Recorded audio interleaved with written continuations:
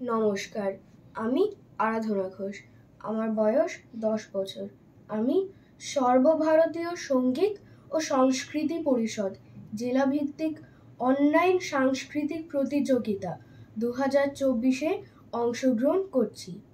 আমার বিভাগ খ, বিষয় আবৃত্তি। ঝিকঝিক রেলগাড়ি, কবি নীরেন্দ্রনাথ চক্রবর্তীর লেখা। ঝিক ঝিক ঝিক ঝিক রেলগাড়ি যায়, রাজ্যের ছবি ফোটে জানলা জুড়ে। ছোট্ট ছেলেটা ওই মহিষ চড়ায়, আকাশে টিয়ার ঝাঁক যাচ্ছে উড়ে।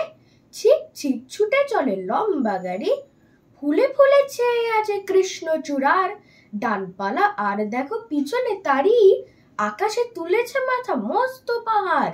ছিক ছিক ছুটে চলে রেলগাড়িটা, চোখ যায় দিগন্তরে অবধি।